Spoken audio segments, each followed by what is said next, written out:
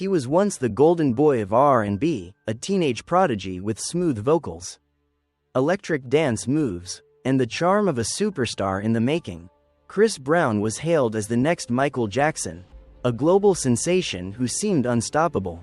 But behind the fame and the music was a violent temper that would change everything. In 2009, the world watched in shock as news broke that Chris Brown had brutally assaulted his then-girlfriend, pop icon Rihanna. Photos of her bruised and bloodied face flooded the media, shattering his clean image overnight. It wasn't just a scandal, it was a cultural earthquake. The same man who once sang about love and heartbreak was now synonymous with violence. What followed was a decade-long struggle between redemption and relapse, success and self-destruction. How did one of music's brightest stars become one of its most controversial figures? Christopher Maurice Brown was born on May 5, 1989, in Tappahannock, Virginia, a small, quiet town with a population of just over 2,000. From the outside, his early life looked simple, but behind the walls of his family home was chaos. His parents divorced when he was young, and Chris was raised primarily by his mother, Joyce Hawkins, who worked hard to provide for him. But his childhood was marked by trauma. Chris later revealed that he often witnessed his mother being abused by her boyfriend. The violence he saw left a deep scar, shaping his understanding of love, anger, and power. "I remember being terrified," he once said, "and I swore I'd never be like him." Ironically, that same cycle of abuse would later define his adult life. Despite the turmoil, Chris showed extraordinary talent from an early age. He sang in his church choir and performed at local talent shows, imitating Michael Jackson and Usher. By the time he was 13, his mother recognized his potential and began reaching out to record labels. A local production team discovered him and introduced him to Tina Davis, an executive at Def Jam who immediately saw star power in the young boy. Chris dropped out of high school and moved to New York City to pursue music full-time. His mother supported him, believing it was his one shot to escape small-town poverty. That leap of faith paid off.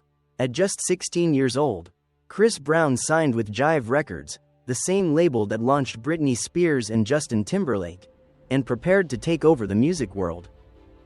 From a boy growing up in fear to a young man with the world at his feet, Chris Brown's early years were a mix of pain and promise.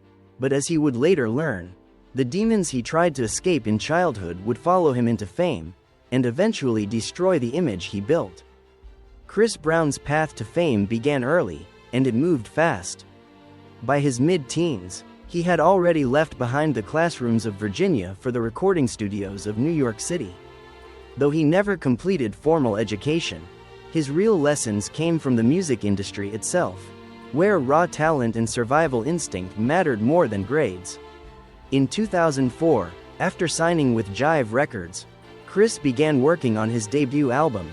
Producers were stunned by his combination of charisma, vocal ability, and natural dance skills. At just 15, he could move like Usher and sing with the smoothness of R. Kelly. Industry insiders called him a once-in-a-generation performer. In late 2005, Chris released his first single, Run It, which became an instant hit, shooting straight to #1 on the Billboard Hot 100. Practically overnight, the small-town boy became an international superstar. His self-titled debut album, Chris Brown, sold over 2 million copies in the US alone and earned him 2 Grammy nominations. Fans adored his boyish charm, infectious smile, and dance moves that echoed a young Michael Jackson. His songs about teenage love and heartbreak, like Yo, Excuse Me Miss, and Say Goodbye, made him the poster boy for R&B's new generation. By 18, he was performing at major award shows, acting in films like Stomp the Yard and This Christmas, and headlining world tours. Fame seemed effortless, but it was deceptive. Behind the scenes, Chris struggled to handle the pressures of celebrity life. The fame, fortune, and constant attention fed both his ego and his insecurities.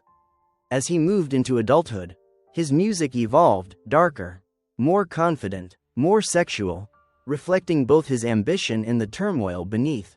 And as his star continued to rise, he began a relationship that would define, and nearly destroy, his career, his romance with pop superstar Rihanna. The next chapter of Chris Brown's life would transform him from the world's favorite young performer into one of the most controversial figures in modern music. By 2007, Chris Brown had solidified his place as one of R&B's biggest stars. His second album, Exclusive, proved he wasn't a one-hit wonder. It showcased a more mature, confident artist ready to dominate global charts. Singles like Kiss Kiss, With You, and Forever became massive worldwide hits, earning him platinum records, international tours, and legions of fans who saw him as the heir to Michael Jackson's throne. That same year, his life took a romantic, and eventually tragic, turn. Chris began dating Rihanna, another young superstar rising through the pop ranks. The two were inseparable, performing together, attending red carpet events, and becoming the most talked about couple in music. They seemed unstoppable, two talented young icons in love, both on top of the world. But as their fame intensified, so did the tension between them. Behind closed doors, their relationship was volatile. Arguments escalated into shouting matches. Jealousy brewed, and both were under immense pressure from the demands of global fame. Still, the public saw only perfection, until one night changed everything. In early 2009, on the eve of the Grammy Awards, the couple attended a pre-party hosted by Clive Davis. Hours later, shocking news broke. Chris Brown had assaulted Rihanna in his car. Photos of Rihanna's bruised and bloodied face spread across the internet, sparking outrage worldwide. Fans, celebrities, and media outlets turned on him overnight. Endorsements vanished, radio stations pulled his songs, and his once glittering career seemed finished. Chris turned himself in and was charged with felony assault. The court sentenced him to 5 years of probation, community service, and domestic violence counseling. He issued public apologies, saying, "I'm ashamed of what I did. I wish I could take it all back. But the damage was irreversible."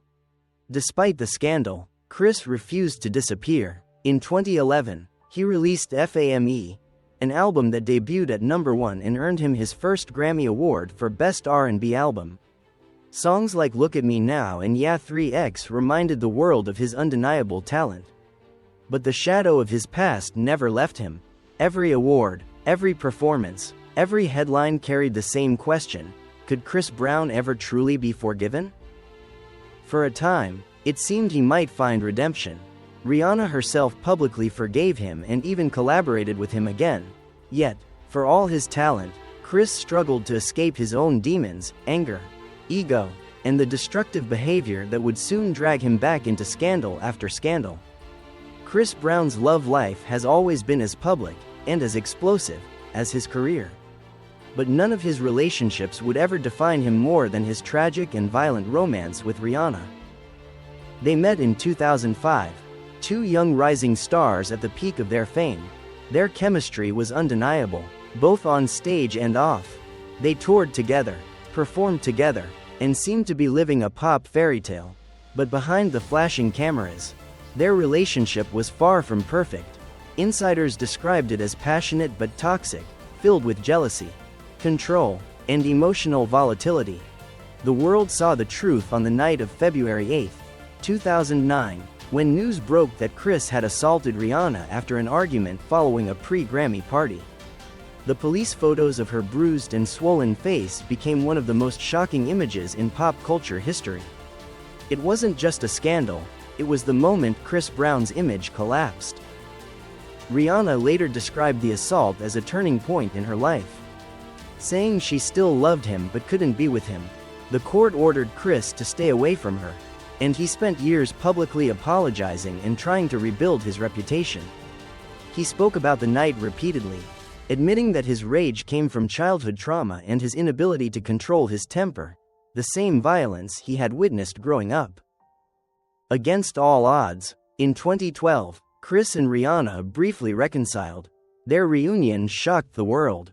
Many fans accused Rihanna of forgiving the unforgivable, While Chris claimed he was a changed man, they collaborated on songs together, Birthday Cake and Nobody's Business, trying to turn pain into art. But it didn't last. Within a year, they broke up again, this time for good. After Rihanna, Chris entered a string of turbulent relationships. He dated model Karrueche Tran, but their relationship was marred by infidelity and emotional abuse. In 2015, Karrueche filed a restraining order against him, alleging threats and harassment. Later, he fathered a daughter, Royalty, with model Nia Guzman, and while he embraced fatherhood publicly, his reputation as a partner remained complicated. Chris often said in interviews that he wanted love and redemption, but his actions told another story. Fights, lawsuits, and public outbursts continued to follow him. Each new relationship seemed to echo the same pattern: passion, chaos, and destruction. For Chris Brown, love has always been intertwined with pain, both given and received. His relationships reveal the duality of his life, a man capable of tenderness and creativity, yet haunted by the violence he swore he'd never repeat. The 2009 assault on Rihanna was not just a scandal, it became the defining moment of Chris Brown's career. Though he apologized publicly and served his sentence, the world's trust was broken. The young star who once symbolized R&B's future became its most controversial figure. And instead of learning from his mistakes, Chris found himself entangled in one legal crisis after another. In the years following the assault, Brown's reputation descended into chaos. His anger issues, substance abuse, and constant clashes with authority turned him into a tabloid headline machine. In 2011, during a television interview with Good Morning America, he violently smashed a window backstage after being asked about Rihanna, storming out shirtless into the streets of New York. It was a shocking reminder that his temper was still out of control. The pattern continued. In 2013, he was charged with assault again after a fight outside a Washington, D.C. hotel. He was sentenced to 90 days in rehab for anger management but was kicked out for violating rules. Soon after, he spent several months in jail for probation violations. Each time he tried to rebuild his career, another outburst pulled him back down. Despite the controversies, Brown's talent never disappeared. His albums, Fame, Fortune, and X, produced hits like Look at Me Now, Loyal, and Fine China. His performances remained electrifying, earning him die-hard fans who believed in his redemption. But for every hit song, there was a headline about violence, drugs, or arrogance. In 2016, police surrounded Brown's Los Angeles home after a woman accused him of threatening her with a gun during a party. The standoff ended peacefully, but the damage was done. His name was once again linked to violence. The following year, his ex-girlfriend Karrueche Tran obtained a 5-year restraining order against him, alleging years of abuse and threats to her life. By now, Chris Brown's public image was fractured beyond repair. While he continued to release successful music, the industry treated him with caution. Award shows hesitated to invite him, radio stations limited airplay, and sponsors stayed away. Many saw him as the embodiment of wasted potential, a man whose talent was extraordinary, but whose personal demons kept dragging him back into darkness. Internationally, his reputation was no better. He was banned from entering several countries, including the United Kingdom, Australia, and New Zealand, due to his criminal record. Even fans who still loved his music struggled to separate the artist from his actions. Then, in 2019, Brown was accused of rape by a woman in Paris, though the charges were later dropped due to lack of evidence. Still, the accusation added another stain to his already toxic public image. The media, once obsessed with his rise, now chronicled his every fall. Over time, Brown began to acknowledge that fame and money couldn't erase his mistakes. In interviews, he described himself as a walking target, misunderstood, persecuted, and constantly fighting his own past. But critics argued that he was his own worst enemy, trapped in a cycle of violence and denial that began long before fame ever found him. By the end of the 2010s, Chris Brown's name had become synonymous with controversy. He was still selling millions of records and performing to packed arenas. Yet he was also permanently marked by scandal. His story had become a paradox, a man both celebrated for his genius and condemned for his violence. Chris Brown's downfall wasn't just a single moment, it was a decade-long unraveling of a prodigy who could never outrun the darkness within him. By the late 2010s, Chris Brown was living proof that talent alone couldn't guarantee redemption. Despite chart-topping hits and platinum albums, his name remained forever tied to violence and controversy. He was no longer the boy wonder of R&B.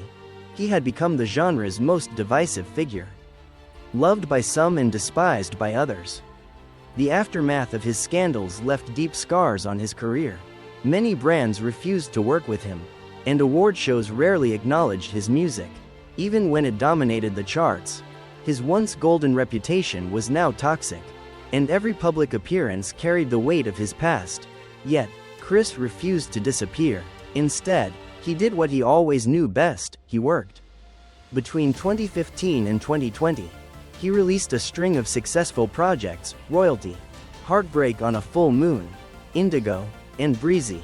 These albums produced hits like No Guidance with Drake and Go Crazy, both topping global charts and proving that, despite everything, his artistry remained unmatched. His concerts still sold out, his videos still went viral, and his fans, the Team Breezy faithful, never stopped defending him. But for every step forward, the world reminded him of his past. Social media reignited debates about domestic abuse whenever his name trended.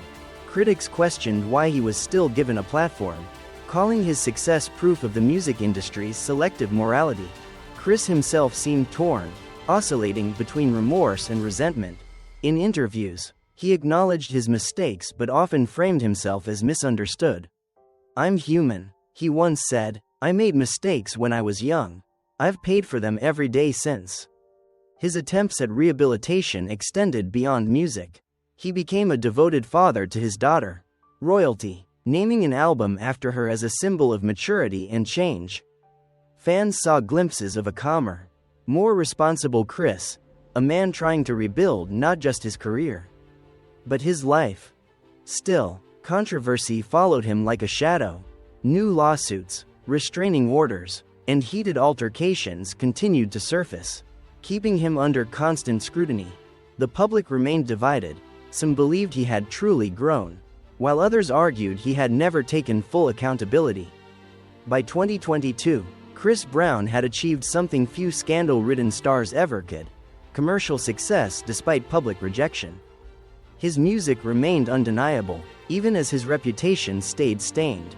He was both a cautionary tale and a survivor, a reminder that in modern fame, redemption isn't granted, it's negotiated. Chris Brown's comeback wasn't about forgiveness, it was about endurance. And whether you love him or hate him, one truth is undeniable: he's still here, still creating, and still haunted by the ghost of who he used to be. Today, Chris Brown stands as one of music's most paradoxical figures, a man whose brilliance is forever shadowed by his past. Nearly 2 decades after his debut, he remains a chart-topping artist, selling out stadiums and collaborating with some of the biggest names in the industry. Yet, no amount of success can fully erase the image that once shocked the world: Rihanna's bruised face, and the headlines that followed him ever since. Now in his 30s, Chris portrays himself as a changed man, a father, a performer, and a survivor of his own destruction. On social media, he shares moments with his children, speaks about gratitude, and avoids the explosive interviews that once fueled his downfall. Still, controversy lingers. Every new project, award nomination, or public appearance reignites debate about whether society should ever forgive him. Culturally, Chris Brown's story has become a test case in modern celebrity redemption. Can someone who committed an unforgivable act truly evolve, or does fame simply make it easier to move on without accountability? For some, his talent is undeniable and his remorse sincere. For others, his continued success represents a failure of justice and morality in the entertainment world. Despite everything, Chris remains unshaken in his pursuit of music. His albums continue to top charts. His dance routines still captivate audiences. And his influence over a new generation of artists is undeniable. But even as he thrives creatively, his name will forever carry the weight of his actions. Chris Brown's life is a contradiction, genius and violence, success and shame, redemption and resentment, and while his music may continue to play for years to come, one question will always hang over his legacy: will he be remembered as a man who overcame his demons, or one who never truly escaped them?